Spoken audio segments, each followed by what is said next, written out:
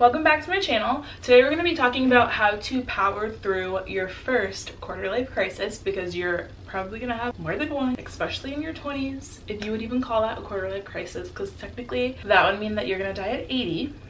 But this is something that I was always worried about turning 20, going into my 20s. I was like, I'm gonna have a mental breakdown. Like, I already have mental breakdowns. Like, this one's gonna be even worse because I have to pay bills and I have to graduate and I have to like do all this stuff. I went through one. It was towards the end of me being a 20-year-old because I am turning 21 on April 7th. I just wanted to kind of share with you guys how I got out of that depressive state and back to the level where I want to be and the level where I need to be to focus on achieving my goals and everything like that. That's why it's a thing on the internet, something that a lot of people go through. So step one, go see a therapist. I know that everybody does not always have access to a therapist. Not everyone can afford it. You can usually find someone through your insurance and only have to pay the copay. It has helped me so much. I noticed a dramatic difference. My therapist, I don't really like the term therapist. I would say she's more of a life coach. What she does when I go in, she mirrors what I'm saying. We do highlights and lowlights, and she asked me what was something good that happened and what was something bad that happened, or what was something that you struggled with this week, or something that made you feel uncomfortable. I will talk to her about those two things. I'll tell her why. For example, say, oh, I got really mad that I didn't get a good grade on my test. She'll ask me, well, how did you feel? And then she'll kind of just analyze my answers and mirror me, what I'm saying, to make myself realize why I'm feeling that way, instead of telling me why I'm feeling that way. I've been going for over a month now. I brag about it to all of my friends, and I tell all my friends that they should go, because doing this is where I've seen growth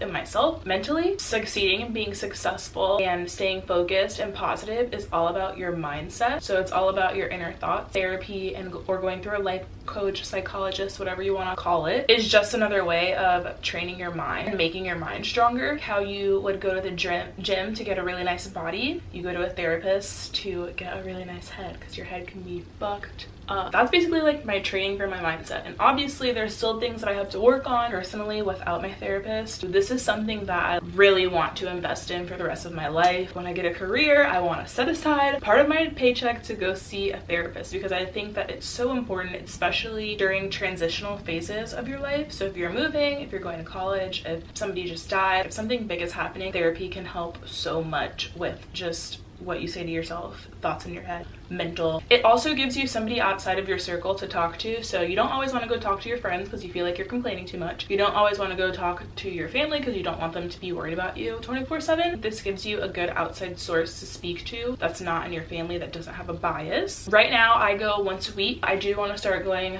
more eventually if I can. It just kind of depends on your own personal situation. But once a week has helped me a lot. The second thing, phone a friend. So it's like in jeopardy, call a friend, get help from them. A lot of the times I felt like my situations were so unique to me that nobody else could relate, and then I'd pick up the phone and my friend would have a very similar situation. Calling my friends in Boston, shout out to Taylor, talking to my friends that I have from UF, Kelsey, Joy, Hasina, all you guys, having conversations and just talking about the hard stuff, not always talking about your accomplishments and the good things. Talk about the things that you're confused about, talk about the things that you're mad about, talk about the things that make you sad, talk about the things in your life. You can kind of get a different insight and different perspective the more people that you talk to, the more conversations that you have, and you will not feel as alone as you do. Sometimes you also just need to hear it in a different way too. My friend might say it differently than my therapist, and then it clicks in my head. Kind of expand your circle, expand your type of friends, talk to different types of friends. Everybody that I mentioned has a different personality, different outlook on life, so I think talking to everyone about the same topic really helped me to forge my own opinions on different things and make better decisions for myself. Read or listen to self-development, personal development books. I use this app called Script. I know a lot of people use Audible, but Audible is very expensive. Script is $8.99 a month. It's automatically subtracted out of your account. It's an automatic payment, just like Apple Music. If you can pay for Apple Music, you can pay for Script. If you can pay for Spotify and Hulu, you can pay for Script. I will link it down below if you guys want to check it out. A lot of the books that I'm interested in are on there. Not every book I've wanted to to read is on there, so Audible does have a little bit more of a selection when it comes to that. Most of the books that I want to read are on there, and they come in PDF format or audiobook format. I like listening to my books in the morning and at night when I'm taking a shower or when I'm doing my facial routine and stuff like that. I'll put on a little timer. The great thing about it, you can also speed it up. And right now I'm listening to Gabrielle Union's We're Gonna Need More Wine. You can speed it up, you can set a timer. It's really, really cool. I like to do that in the morning. It helps me start my day off on the right foot. I'm getting a little bit of motivation, but I'm also learning something from every book that I read. So I also think that it's important to take notes on the books that you read that you can refer back to in your low moments. Even if you have a physical copy of a book, highlight the points that stick with you. Refer back to them in moments of insecurity just to get yourself motivated again and to start your day off on the right foot. So the fourth thing that I do is journaling. This is something that I've discussed on my channel before. I have a whole video on it that I'll link down below. I keep a list in my phone of all the topics that arise or pop up in my head throughout the day. Then at the end of the day, I will review my day over again and write everything in my journal just to rationalize my thoughts and gather my thoughts. When I was younger, my journal was a bit more of a diary of just things that had happened to me. I wasn't really talking about why or how or what or this factor, this, and this. It was more of just, oh my god, this happened, oh my god, this happened, oh my god, I was mad about this, but I wasn't rationalizing my thoughts. When you journal, you need to journal with some intention. I always set my intentions in the morning, whether that's through journaling, listening to an audiobook, or just writing down my to-do list. I notice that journaling helps me a lot in the mornings and specifically at night. When I journal, I like to light an incense, light a candle. You guys do other things to get yourself relaxed. Just do that. Self-care. The fifth and final step, find motivation and light that fire under your ass and stop being a lazy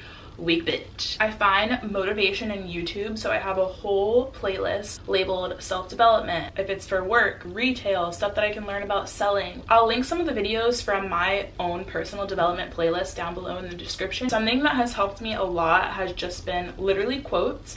I know it sounds so simple. Quotes can spark that fire under your ass and get you to get up and do something. If you guys follow me on Instagram, you'll notice that I post a lot of quotes almost every single day. You're gonna get at least 3 quotes from me a week because I just love quotes. Like, I love a good quote. It's a new way to see something that somebody has already told you. On my Instagram, I have a whole highlight section full of all the quotes that I've posted. If you guys want to check that out, I'll usually post a quote. It's something very generic that has been said before, the overall meaning of it, but the way it's said really clicks with me and really stuck in my mind. It's all about perspective. Somebody can, two different people can say the same exact thing to you in a different way, but the way the second person said it clicked with you. Quotes help me get inspired. Every time I find a nice quote on Instagram, I save it and then I'll post them throughout the week. So if you guys want some motivation, you can also follow me on Instagram. That's everything. So those are 5 steps to power through your first quarter life crisis. Hopefully we don't have too many within our lifetime, but that's the great thing about the internet. We can all just kind of help each other through whatever we're going through. If any of these helped you guys, comment down below. If you have questions on anything, journaling, how to set your intentions, where I find my videos, where I find my quote, please comment all questions you have down below. Don't forget to subscribe and turn on your notifications so you're notified every time I post a new video, and I will see you guys soon. Bye-bye.